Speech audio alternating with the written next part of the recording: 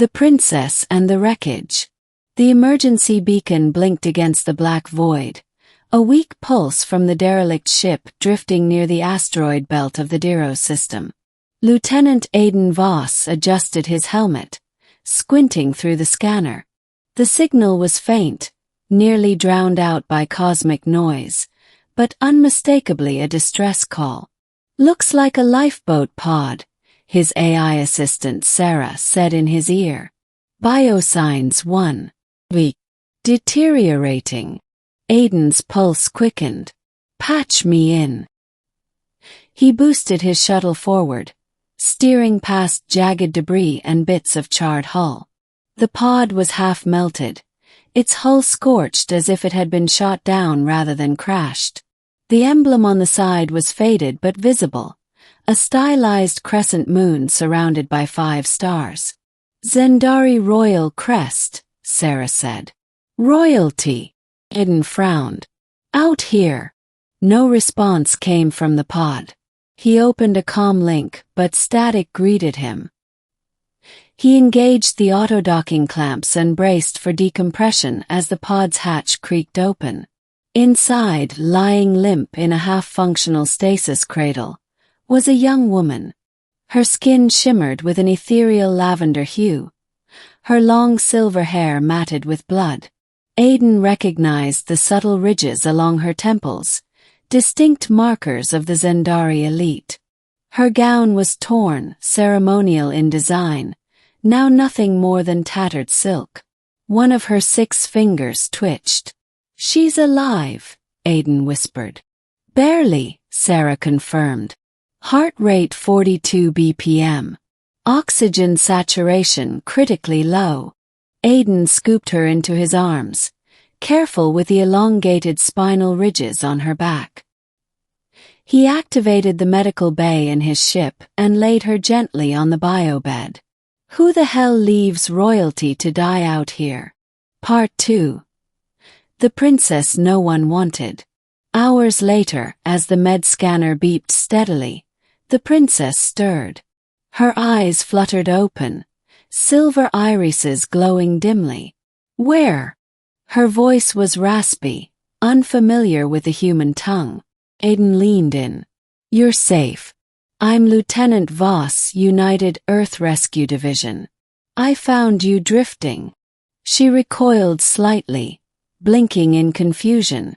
"Human. You're on a medical ship. I administered anti-shock stabilizers and sealed the wounds on your abdomen and spine." She looked at him as if he'd just admitted treason. "You should have let me die." Aiden frowned. "What?" "I was exiled. Betrayed by my own people. Left to die alone." Her voice cracked. "You've only delayed the inevitable." He hesitated, then pulled up a chair beside her. "Let me guess, some royal dispute. Coup. They tossed you out and hoped you'd vanish quietly." She laughed bitterly. "They didn't just hope. They arranged it. My name is Seraphine of House Zavira, 4th Princess of the Celestial Throne. My sisters conspired against me, convinced the High Council that I was infected with empathy." "Empathy?" Aiden blinked. "That's a crime. In Zendari royalty, yes. We are bred for conquest and control. Empathy is weakness. It's seen as a genetic defect, grounds for disposal." Aiden exhaled slowly. "That's barbaric. I was sentenced to purity exile. The ship they placed me on was rigged to explode. Something malfunctioned. That's why I'm here." She looked away. "I don't know why you saved me." He leaned forward. "Because you're alive. And because someone has to care, even if your people didn't." Part 3. Orders from above. 3 days passed. Seraphine regained strength, her wounds healing rapidly with human biotech. She spent hours staring out the observation port, silent and brooding. Aiden tried to connect, but she kept her emotions guarded. Then the order came. Aiden's command ship, UES Resolute, responded to his recovery log. Lieutenant Voss, your rescued subject has been identified as Seraphine Zavira, exiled Zendari royalty. Her presence on board violates neutrality protocols. You are ordered to detain and return her to Sector 12 for diplomatic handover. Aiden's stomach twisted. Sector 12 was under Zendari jurisdiction. She'll be executed the moment she steps off the ship, he said aloud. She's politically toxic, Sarah added. They want her gone. Quietly. I'm not handing her over. Defying direct command will result in court-martial. He stared at the terminal, jaw clenched. Then court-martial me. He walked into the medbay. Seraphine stood, balancing with the aid of a support rail. You heard, didn't you? She asked softly. He nodded. They want you back.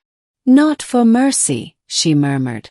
Only to finish what they started. I'm not taking you to them. She blinked, surprised. Why would you risk your position for me? Aiden looked her squarely in the eyes. Because the galaxy doesn't need fewer empathetic leaders. It needs more. Part 4. The hunt begins. The moment Aiden cut off communications with the Resolute, alarms echoed through his ship. They've activated a retrieval beacon, Sarah reported. They're tracking us now. We need to disappear, Aiden said. Prepare for a jump. Coordinates to the Herden Belt. Lots of signal interference. They jumped. The starlines streaked, then reformed around a dusty nebula cloaked in electromagnetic haze. But it wasn't enough. 2 days later, a Zendari cruiser emerged from the mist. Sleek, black, silent. They're hailing us, Sarah warned.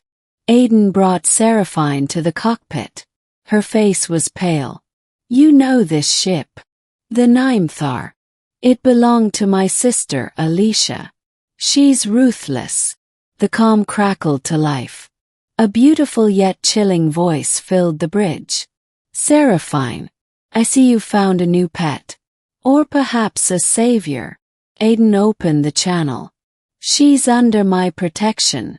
Turn back. You're amusing, Alicia said with venom. Do you truly believe one human can stop us? I'll do more than try, Aiden said, cutting the signal. Seraphine looked at him. We can't outrun her forever. Then we don't. We make a stand. Part 5. Echoes of Empathy. Aiden initiated an emergency override, rerouting power to weapons and shields. Seraphine watched, astonished by his determination. I was told humans were selfish, brutal, primitives with no soul, she whispered. He glanced at her.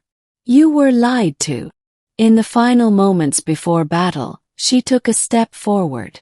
Her fingers brushed his cheek, a gesture of Zendari gratitude. If I die, let it be beside someone like you. The Nimethar unleashed its barrage, plasma lances and gravity mines. Aiden's ship jolted, shields flaring. Evasive pattern Delta 7, he barked. They dove into the asteroid field. The Nimethar followed. We've got one chance, Aiden muttered. If we can lure them into that magnetic cluster, they'll lose navigation. But we will too, Seraphine pointed out. He grinned. That's where Sarah comes in. With precise maneuvers, Aiden baited the cruiser into the volatile cluster.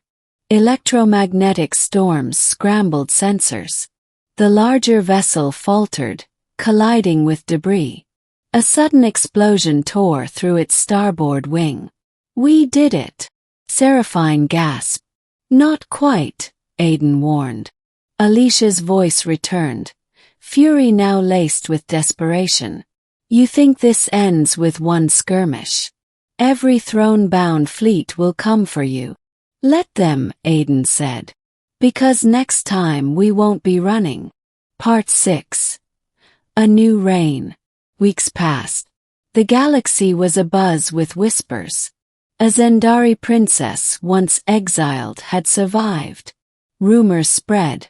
Some said she'd turned rebel. Others said she'd joined the humans. But none could deny the change. Seraphine, now safe in a neutral zone, stood before a gathering of refugee colonies, aliens and humans alike. With Aiden at her side, she addressed them.